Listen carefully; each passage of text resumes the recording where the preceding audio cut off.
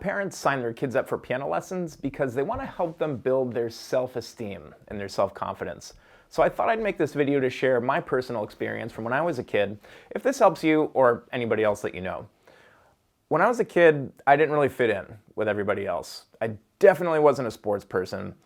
I was a little awkward, and I was a straight A student, which isn't necessarily a bad thing, but put with those other two, that kind of checks most of the box for being made fun of and bullied at school, which I was pretty consistently until about 11th grade in high school. And it's something that I never really talked about very much. I wasn't really in physical danger for the most part, but let's just say going between classes was rarely a stress-free experience for those years.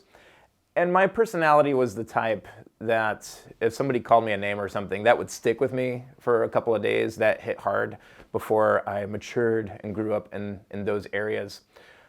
So where the piano fit in, that was my thing. That was my major source of confidence. I started piano when I was 7 years old, before all this sort of school stuff happened. And it just felt really good knowing that I had my thing that I was good at, which nobody else had. The rest of the world does the sports teams, 2-3 different sports, they're in with the cool kids and so on. I was pretty much the only one, especially in elementary school, who was really, really good at the piano. And I didn't get to play in school very much, but on the occasions where I did, having those brief moments of suddenly being the cool kid was nice. Not that that was the point, but again, coming back to it, everybody else did all these other things that I didn't, that I felt bad about, but having this one thing that was really, really mine made all the difference in my childhood. And I can't imagine life without piano lessons during those years.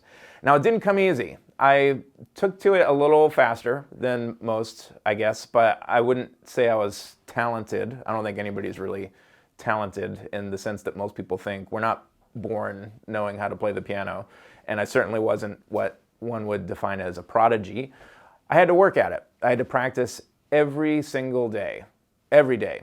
It was just part of the household routine. And there were a lot of times I didn't want to do it. My mom made me practice, and there were times that I hated her for it, but I am really grateful for it now. I think when we're kids, especially getting to that middle school, high school phase,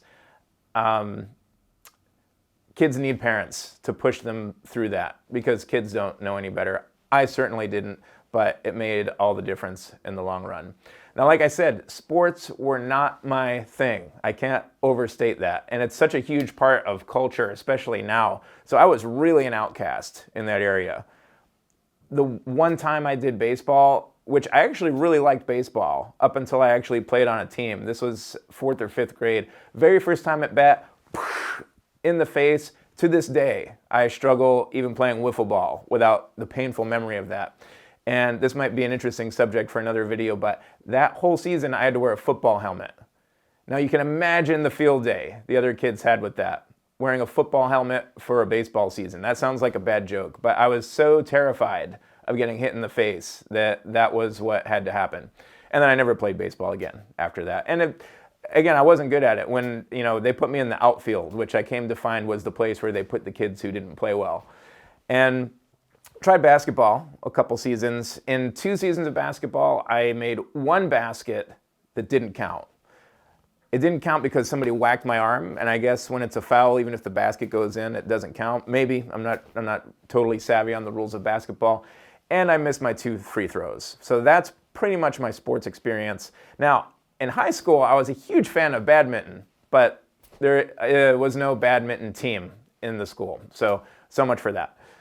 The point being, having piano as my outlet to deal with these things, having piano as being my thing, the nonconformist thing, the thing that I really worked at, I think made me helped me develop into the person that I am now. I ended up going to music school. I ended up teaching some college. I worked in other music schools, and now I run a music school. So I'm eternally grateful that now, after this experience I had, and with help from my mom and all the different teachers I've had over the years, now I get to be the one that provides that opportunity for other students. And that has made all the difference. So if you're watching this and you have a child in lessons, or you have kids that you're thinking about putting in lessons, and it's kind of like this, where you want to go in a different direction and not necessarily where everybody else is, that can make all the difference in the world. Something to think about. Thank you so much for watching the video. If you made it this far, if you enjoyed this experience, do consider hitting the subscribe button. We at South Shore Piano School are here for you in every way in your search to make music a meaningful part of your life or your kid's life. Thanks again, and we'll look forward to seeing you next time.